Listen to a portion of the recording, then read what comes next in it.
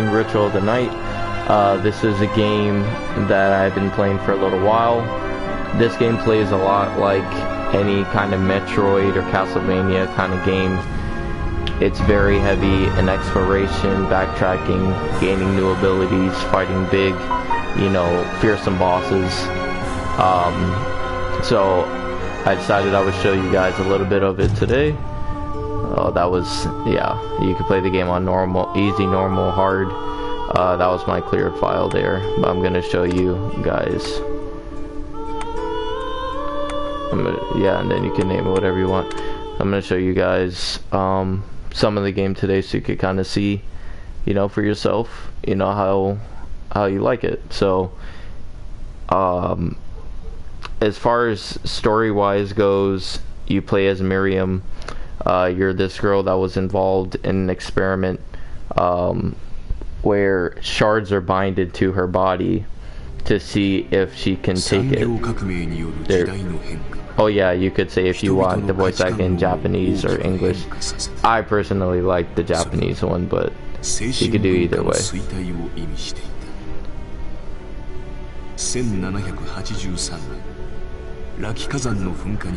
So now they're kind of just explaining what's going on in the story. So they're talking about the horde of demons that came from that volcano.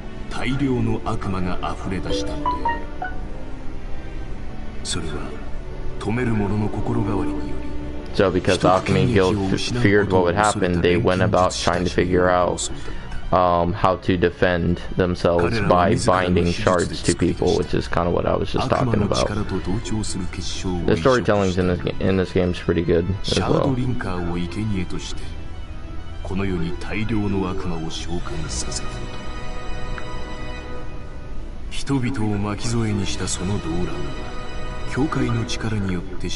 And they were talking about how it was a difficult process. A lot of people died while trying to do it. And it was a very risky procedure. 2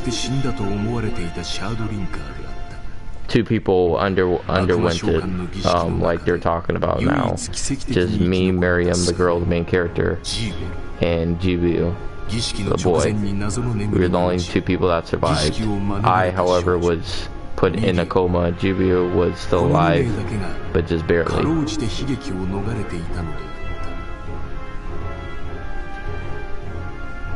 So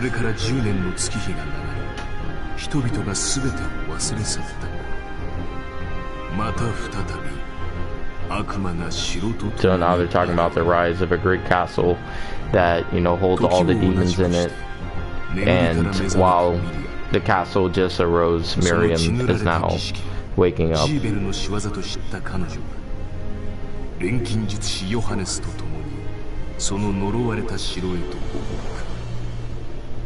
Johannes is the alchemist that, is my friend. So we start this on a boat. The visuals for this game are beautiful, by the way, and the music is very good. It's, very like orchestra kind of music.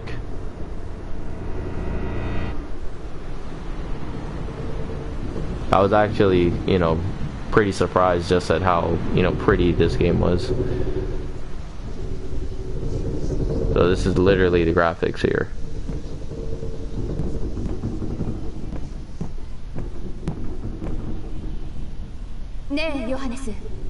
So that's Johannes, the alchemist. You could always skip scenes. So in this case we'll skip it. You see I could jump around. Usually when there's something that you can touch, usually it'll be a chest or maybe a door. You can hit up on the D-pad. So we'll go to the main menu. There's equipment. There's your HP, your MP. Your condition is whether you're poisoned or cursed or anything. You have your stats. You have what you're resistant to. You have your shards also there. Your inventory. So your your food, your weapons, your components, because there's a lot of alchemy going on in this game in order to get the better weapons and items. So they're gonna just show me. So then you're gonna go to it. So let's say we wanted to put the kung fu shoes. You could have headpiece, body, accessories, scarf.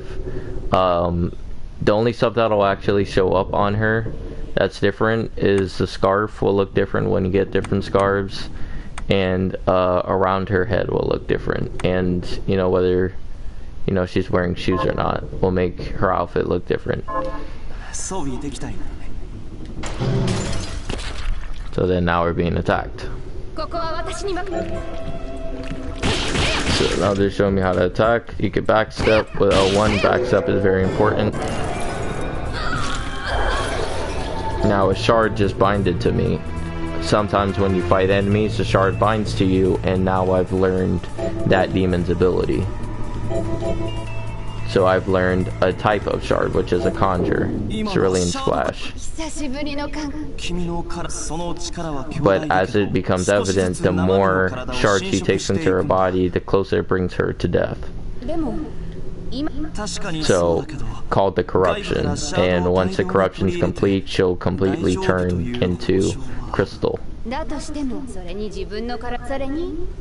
So for the time being, she thinks she'll be fine. Sucks for that guy.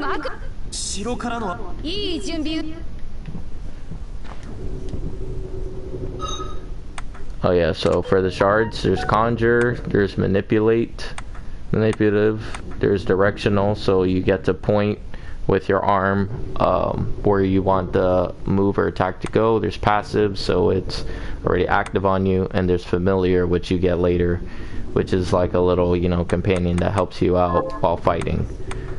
There's archives, so you have the demons list, you have your items, supplies, materials, your shards. There's side quests in this game. The side quests are, you know, they're not the most creative, but they do give you some of the best equipment in the game, so I highly recommend you do them. You got you know, different techniques depending on what weapons you're using. You got your alchemy notes. Make sure you grab the alchemy notes throughout the castle. Highly recommend to explore the castle almost, you know, to completion. You get 100%, you know, the castle. I got to like 99.6. You also have your compendium that kind of just, you know, describes things in a little better detail, you know, whether it's people, terms, or shards. You got the personal data there. You got the techniques. You got your journal.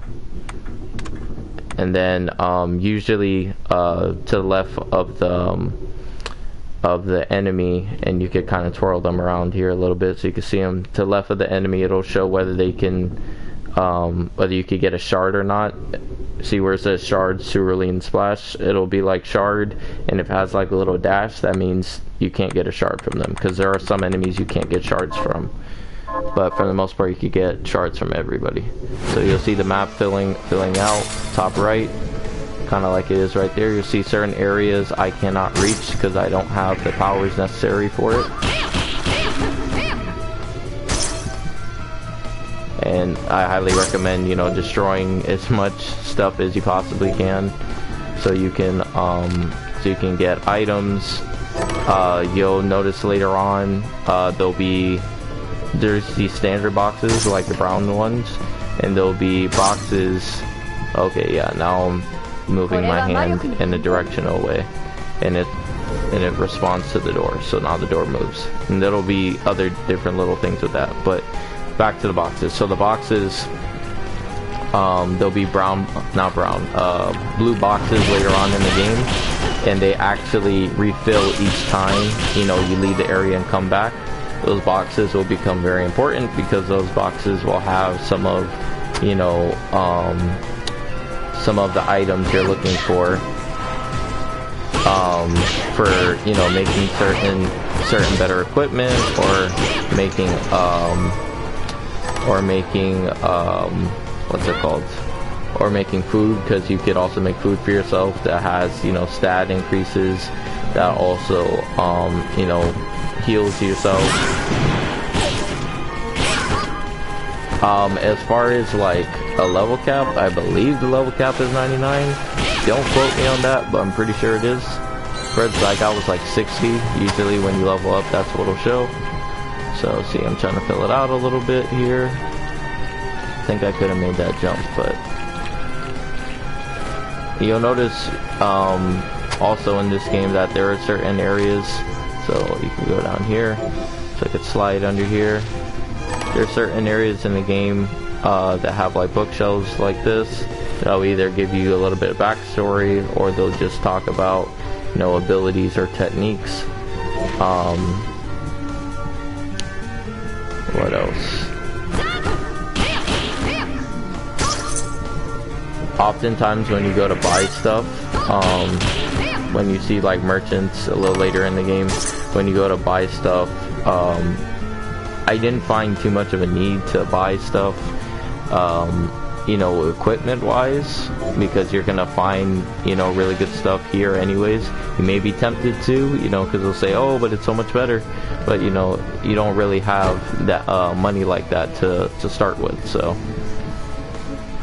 be wise with your money for sure, because you don't have a lot of it to begin with, as you can see.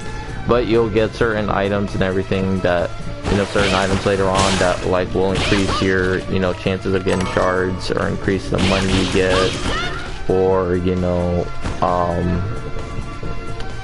they have different weapons as well.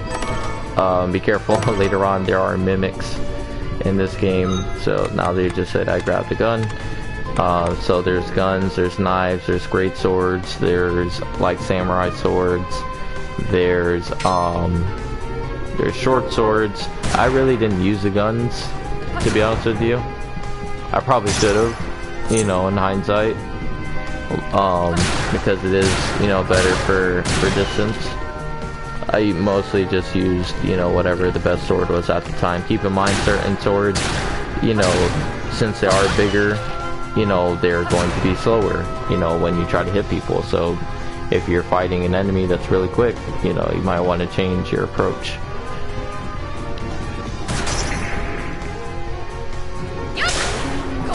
So that's my move right there.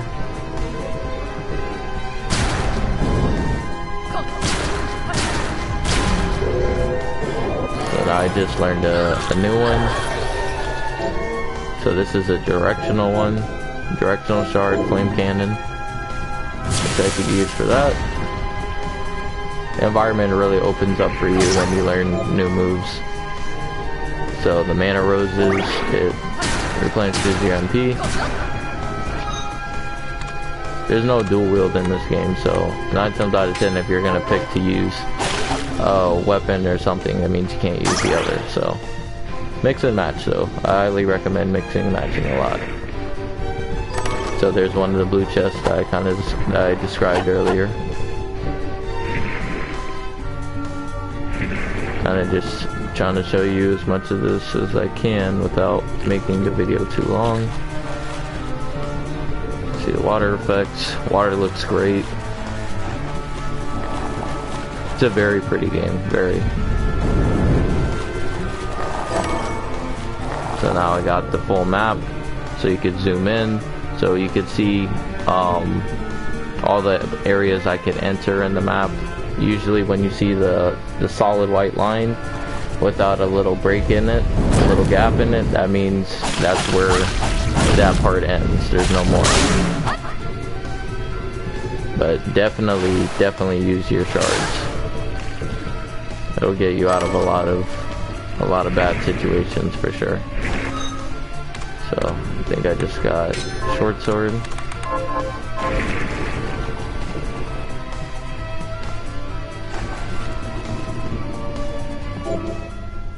Okay, so this is what the save point looks like. You'll hit up here, and then you'll say save your progress. It always heals you. Keep in mind when you do level up in this game, you don't get healed, so your health is what it is. Save often, because there are no auto saves in this game. So make sure, you know, you look out for stuff like that. So the save will always be marked with a red box. Later on you'll see little teleport areas that allow you to teleport to and fro, so you don't have to go throughout the whole castle all the time. And those teleport areas, you know, will become more evident over time. leveled up again. And they kind of work as like a fast travel, those teleport areas. There's a different enemy.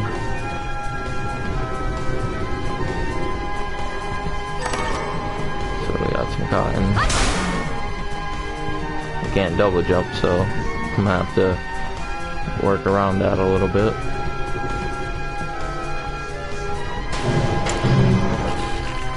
And there goes our boss.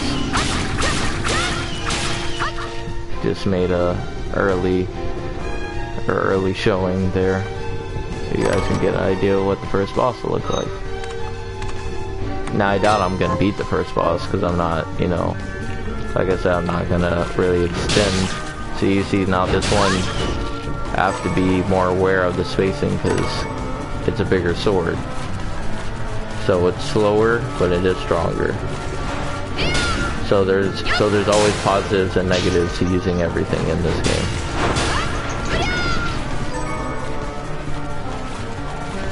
See, I just got a new item, sea urchin. Push that ahead here.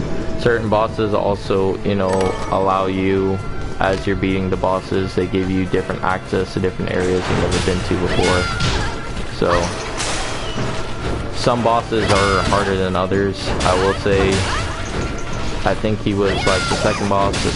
Is like the second boss in this game is pretty difficult early on. There are some, you know, secret bosses. Some of the secret bosses are recurring.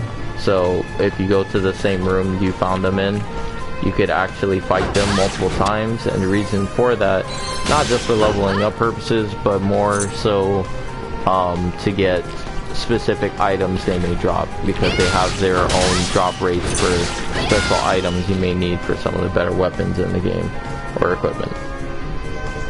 So the doors, whenever so I just grabbed the potion. Whenever it's a boss door, it'll look red and black with chains like that. That's how you know it's a boss door. When it's a special door that has the little mini bosses I told you about, that you can farm for items, it'll be like a blue looking door. So then you say you would save, all that stuff. So then, let's go ahead and give them a try. And usually there are in-game cutscenes like this, so there's GBO. The guy that was also tested on just like me.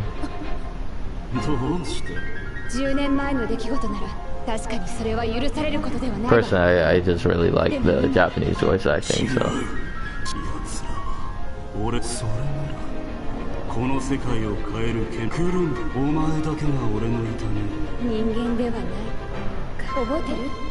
I also really like just the art of this game in general. It's very nice and crisp. The game does have a few twists and turns I didn't expect, but nothing like groundbreaking. You may be able to tell what you know is gonna happen as the game's going on. It depends.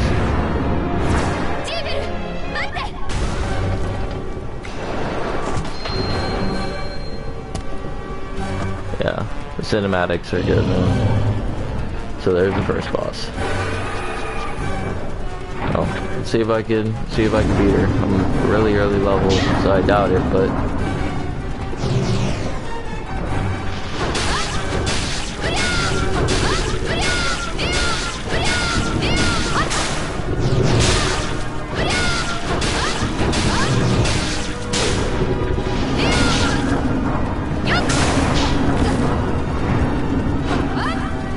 I forgot how much you move like a tank when you don't really have anything. So there's a potion that's used.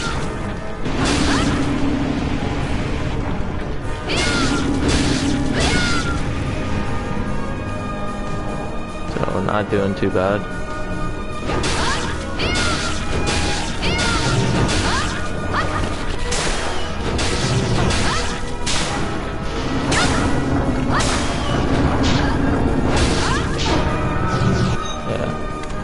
Usually when you hear that little sound, that's not good. That's the only other thing that sucks too. Even just touching the enemy, you're gonna get hurt.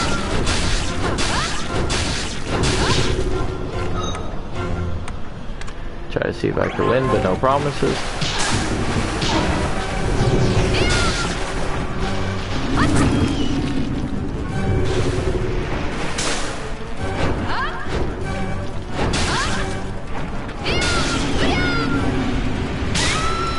Ah, died. So it'll be like game over, and if you didn't save, let's say I did all that stuff, I didn't save, it's just like a, you know, old school game, you know, you're screwed at that point, because then you got to do stuff you already did. So really save off. And in between, you know, load screens, you'll see like little hints here and there. Sometimes the load screens can be a little long, especially if we're talking about hold on, especially if we're talking about just going in between screens. Sometimes the load screens can be a little longer than I'd like them to be. But yeah, so that's Bloodstained. Just a small little sample size of it. I tried to also, you know, mention things that happened later without spoiling anything to you guys. It's a really cool, really interesting game. You could get on the PlayStation Network, or you could buy it hard copy. When you do, you know, eventually beat the game, like I did, I'll also just give you a brief snippet of what you get. So you also get sound mode, so you could play certain music, sound effects, voices, special message. Then you got the extra mode, so you can do boss rush mode, you can do speed run mode, and there's also a new game plus. So anyways, that was Bloodstained Ritual of the Night. They do have another one called Bloodstained Curse of the Moon, which came before this. I am going to play that one as well and talk about it. That one, instead of being 3D, it's more like 8-bit. So like, you know, kind of like an old school NES kind of vibe. So I'm going to play that one for sure, and I don't think that one's as long, so I'll probably come out with a video on that one sooner rather than later. But anyways, thank you for watching Bloodstained Ritual of the Night. I'll see you guys for another video. Peace.